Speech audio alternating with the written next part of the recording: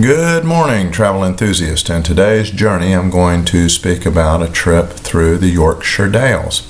So, in November 2023, my good friend Emmett Copeland and I were going over to visit a church in Newcastle, England that is supported by a church here in Savannah. So it was a mission trip and consequently trying to keep our costs down. So budget travelers should love this episode of Journeys with Jack. So we drove down to Orlando and went to MCO Airport and flew out on Norse Airlines, a big plane, Dreamliner 757, so lots of room. Now Norse is a great airline. You can get some good deals there, but they charge you individually for seats, snacks, etc. If you want to check one bag, two, etc., it's a little bit extra. But we went to and from the UK for $700 flying to Gatwick, so we thought it was a good deal. So once we got there, we got a pass from Gatwick. You can buy the Gatwick Express pass immediately after changing out of the plane and through customs, etc. And we went into London to Victoria Station, where once we got there, we topped up our Oyster card. I want to show that. So the Oyster card lets you ride on the London Underground, the tube. So we arrived to Victoria Station, and then we went from there over to King's Cross and Pancras. So that's the blue line. Once at St. Pancras, we got on the London Northeast Railway and for £68 rode up to York. So York is a great initial stop to enter into the Yorkshire Dales and explore. York was traditionally a very important city in England in the times of the Plantagenets particularly, and later the War of the Roses, York was in prominence then too. So obviously London really overshadows the rest of England nowadays, but at one time York was a massive city in its own right. Consequently, there's lots to explore there, and the place where we stayed, Apple Guest House, was a short walk from the train station. Great proprietor, Tack, and his wife. They really make you feel at home and are quite helpful in many ways. One day when it snowed, they loaned us a little thing to scrape off the windshields and helped us get that sorted out. More on that a bit later. We were able to walk straight away once settling in. We walked through the medieval gate of the old walls of Yorkshire and got up and walked around and toured the walls, and then went to Clifford's Tower, which dated back to the 1080s from the original Norman castle.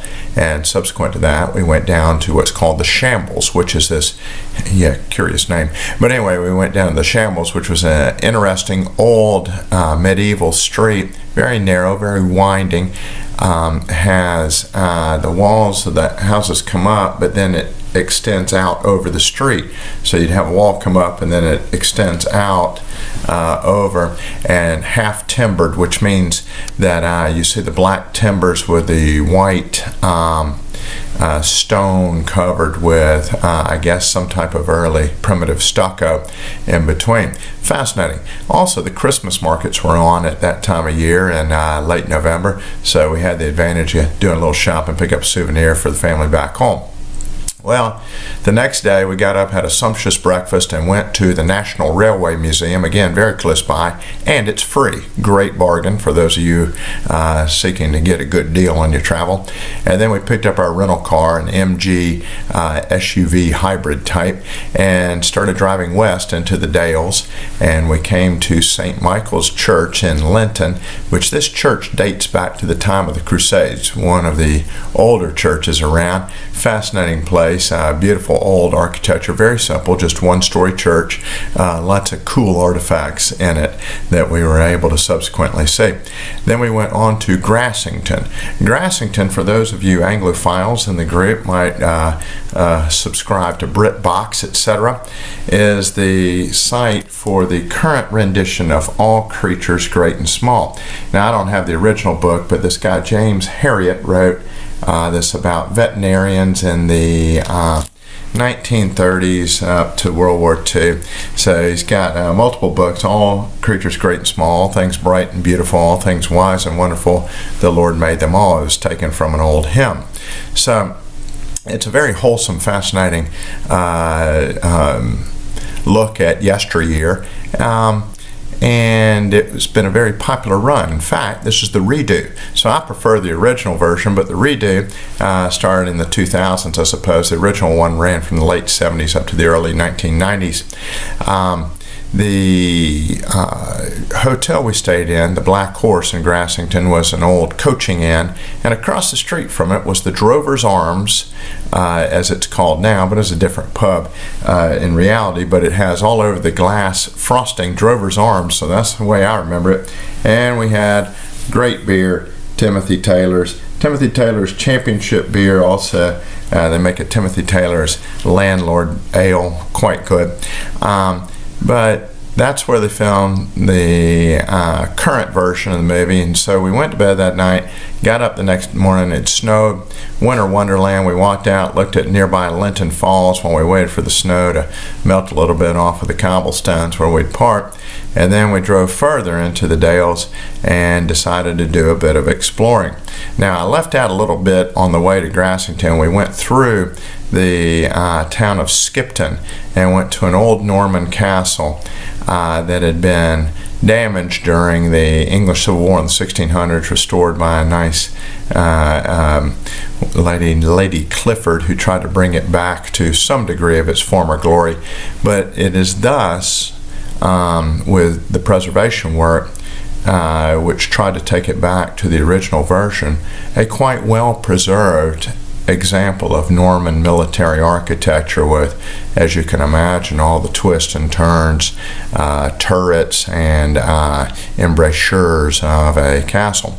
Now, it was freezing cold that day, but as we came out of the castle, we went down into the town square where they have a market on Monday, Wednesday, Friday, and Saturday. My friend Emmett got a great wool cap, which came in handy that day, and we each bought some souvenirs to take home to the wives, etc. So anyway, leaving Grassington, we did a little driving tour through the Dales, and we wanted to see what I remembered from the old All Creatures Great and Small series. At the opening, they have the stars Robert Hardy and Christopher Timothy driving through what's called a water splash. It's where the water flows over the road, so it's kind of fording a stream.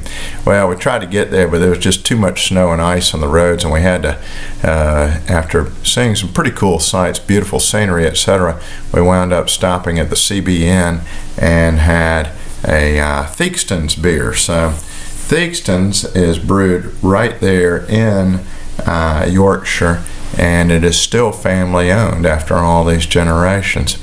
So setting out after having a pint along the way, we drove to West Burton to stay at the Fox and Hounds. Lovely place. So the Fox and Hounds is a pub with lodging and restaurant and a great fireplace, owned by a nice gentleman, Andy Landau, and longtime publican or barmaid, Karen. So that evening we had a great meal, quintessential steak and kidney pie, very British, and sat round the fire and had a Theakston's and talked to Andy, the townsfolk, and Karen and her husband, who is a local sheep farmer. Very big sheep farming in that area. And they told us about a waterfall right there in the town of West Burton that I'd never heard of. Wasn't on any of the Ordnance Survey maps that I saw, wasn't on the AAA map, and I didn't see it in the guidebook, so we were very fortunate. Next morning we got up, walked over, checked out the waterfall. It was beautiful, very snowy day, and then we set about scraping off the windshield, and I was fortunate that the postman came by about that time and he had a scraper that he loaned me, so it worked out great.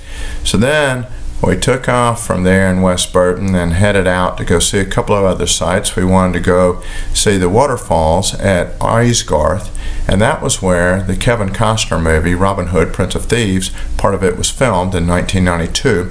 Those of you movie buffs might remember the fight scene between Little John and Robin Hood at the waterfalls. Well, That was at Aysgarth Falls, which is actually 3 sets of falls, and you can walk along a great path from a National Park Service parking lot adjacent and view all 3. Now, on the other side of the river, you can stop at a local churchyard, park there, and view part of the falls. So we photographed it from 2 different directions and viewed it from 2 different ways. Subsequently, still interested in that British series, All Creatures Great and Small, we drove into the town of Askrigg, and that's where they filmed part of the original series with the house where all the veterinarians lived, called Skeldale House, and the local pub called the King's Arms, which of course in the series called the Drover's Arms. But in that pub they've got a lot of photographs from the original series. Excellent walk through history, and a great pub with a big fireplace. Have to recognize the pub is a very important unit of British society. Every little town's got at least one pub, and people congregate there. And hey, you learn a lot of cool stuff there, like we learned about the waterfall there in West Burton that we went to see. So subsequently, we decided to tour the Theakston's Brewery and Masham, and then after that drive on up to Newcastle and visit the church. So as we got to the brewery, we naturally, as you can imagine, I bought a t-shirt, but I want to show you, if you've ever had a Theakston's Old Peculiar beer, you'll notice that it has this little logo on the front of it. And the Old Peculiar is a ecclesiastical term, and it relates the fact that Masham, the town in that area, was just far enough away from the bishopric in York not to come under the direct rule of the diocese. So the Old Peculiar refers to that it was an area not under that diocese control. Yes, interesting term from yesteryear. Peculiar is spelled in a peculiar way, P-E-C-U-L-I-E-R. Apparently some type of Old English or medieval unusual spelling. Fascinating. So, subsequent to going to Newcastle, we came back down to York, and as we did, we went through Durham and went to the old cathedral there. I recently saw on a post someone discussing the Galilee Chapel in the old Durham Cathedral. Yes, I went there. Fascinating place. This cathedral holds a lot of history. It's got a really cool sandstone rendition of the coat of arms of Elizabeth I. Also has the graves of St. Cuthbert, has a fresco for St. Oswald, but the coolest part to me was the grave of the Venerable Bede. Now, the Venerable Bede is regarded as the father of English history. He wrote a book called The Ecclesiastical History of the English Peoples, and it's from roughly the era AD 55 up to about AD 731. Now, he is the man credited with coining the dating mechanism AD, Anno Domini. Anno Domini is Latin for Year of Our Lord. And so we date things subsequent to the birth of Christ as AD and before the birth of Christ as BC. Well, so Venerable Bede was the guy that brought us AD dating. Fascinating place. Incidentally, we viewed a lovely snowman on the way into the Durham Cathedral. We would have liked to stay longer, but it was raining and it was making a pretty treacherous drive around there as the snow was melting, a lot of ice around, etc. So we drove on down to York, and as we did, we checked back into the lovely Apple Guest House and got there in the evening, settled in for the night, and the next day we went out and saw the York Museum, which dates, which covers back to prehistoric times, but what I found was very interesting were the Roman artifacts that they had there and the Viking artifacts. So the Romans had founded the town, and then the Normans had been there at one time, but between those two, there was a lot of Viking influence in that area. Quite interesting. And there's an old Viking word that refers to that area, Jorvik, Jorvik, and from that it's thought was derived the name York as is presently used. Then we went to the Piece de la Resistance for the town of York, or the city of York, the York Minster Cathedral. This has the largest expanse of glazed medieval glass. They have these beautiful windows in this cathedral, the Five Sisters window and then the East window. And it also has a lot of statues tracing the lineage of the Plantagenet kings. What are the Plantagenet kings? Those are the ones that were descended from William the Conqueror in 1066, and include some pretty famous people. For instance, Richard the Lionhearted, and also King John I. You might say, well, why is he famous? Well, he was the guy that was the evil Prince John in the Robin Hood stories, and he was also the fellow who the nobles rose up against and forced to agree to the Magna Carta, which was essentially the very first Bill of Rights that we know of.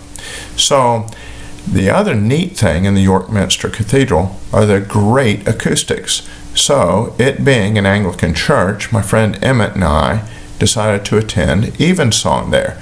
I've got to tell you, it was lovely. The music was incredible. The acoustics were amazing. So I hope you will visit, and I hope that this is an interesting travel log for you, gave you some ideas, and I wish you pleasant journeys. Thanks for tuning in.